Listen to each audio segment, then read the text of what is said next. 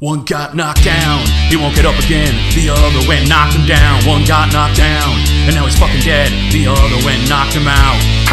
Combo breaker!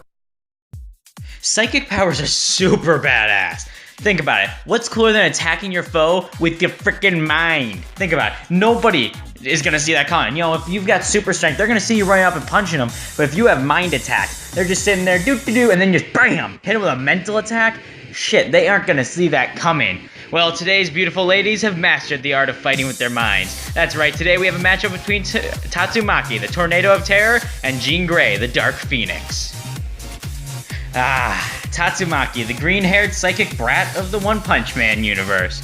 Well, Tatsumaki actually has some pretty useful powers. She can fly, use telekinesis and other psychic abilities, and even create force fields. She can manipulate wind and control auras, and she can also manipulate ki energy to some extent, and she has a resistance to psychic attacks.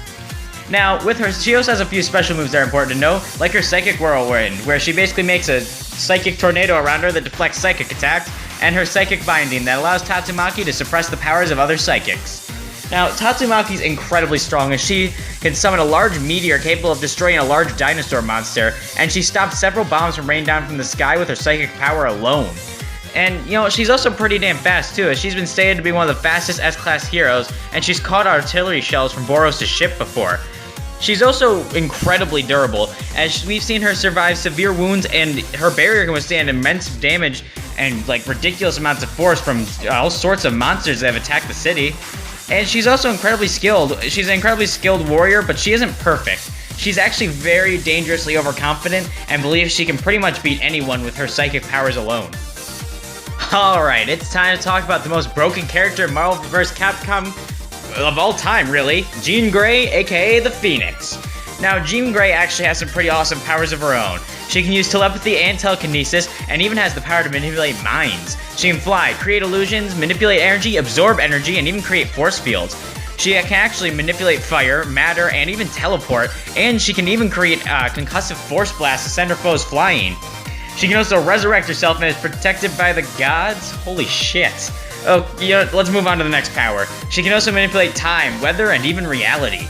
Pheonix has gone up against quite the ridiculous amount of foes. Like, she's beaten the Fire Lord, who's far stronger and far faster than Thor, and she can create supernovas, and at her peak, she repaired the universe, and even better, at one point she held the universe in her hands and rewrote it.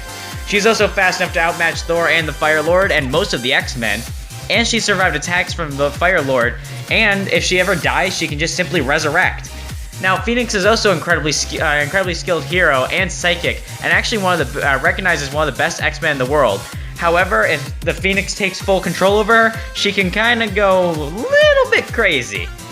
Alright, let's see what psychic comes out on top. Pheonix is rampaging through the city and destroying it as Tatsumaki floats over to her. Pheonix turns and fires a large fireball at Tatsumaki, who launches it downwards with her mental power alone.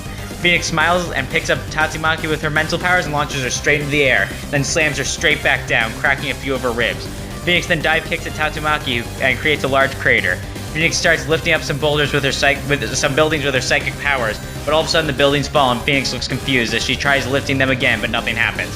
Tatsumaki floats up with blood dripping from her head. She then summons a large barrage of Pheonix then summons a large barrage of fireballs at Tatsumaki.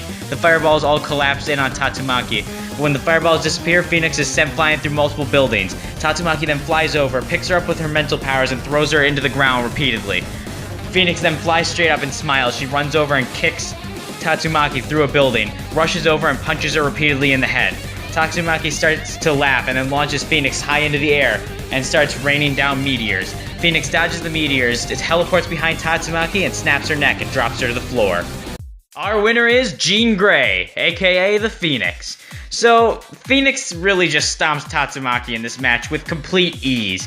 Pheonix at her strongest is universal, if not multiversal, and she usually she'd be put at about solar system level, and, you know, I can probably put Tatsumaki at about island level with the feats of, you know, blocking all the bombs and stuff, but Pheonix can just crush Tatsumaki in strength and durability with ease, so it doesn't matter where I put Tatsumaki, even if I highball the shit out of her and put her at Continental. Now, that's at a highball. Pheonix just stomps in the strength and durability category with ease. So what about speed, you're probably thinking? Well, it's unfair in that category as well, as Tatsumaki is massively hypersonic, which is great, but Pheonix is massively faster than light. Now, Tatsumaki can suppress Pheonix's psychic powers, but that won't stop Pheonix from using her other powers like fire manipulation, weather manipulation, and hell, reality warping. There's no way to stop that one. So to be honest, Tatsumaki doesn't stand much of a chance in this match. Our winner is Pheonix. It's time on Combo Breaker. You know, you guys seem to love when I use horror movie characters. They're some of my most viewed episodes. The Jason one's doing really well. Leatherface vs. Michael Myers did great, and you guys showed a lot of positive reactions when I announced the idea of a horror quadrinity free-for-all. So you know what? I'm gonna fulfill that promise. That's right, next episode is Leatherface vs. Michael Myers vs. Freddy Krueger vs. Jason Voorhees. Who's the best of the horror quadrinity? Please like, comment, and subscribe, and put in the comments what you think of the next match. Who you think will win, why, anything you got. I'd love to see what you guys put.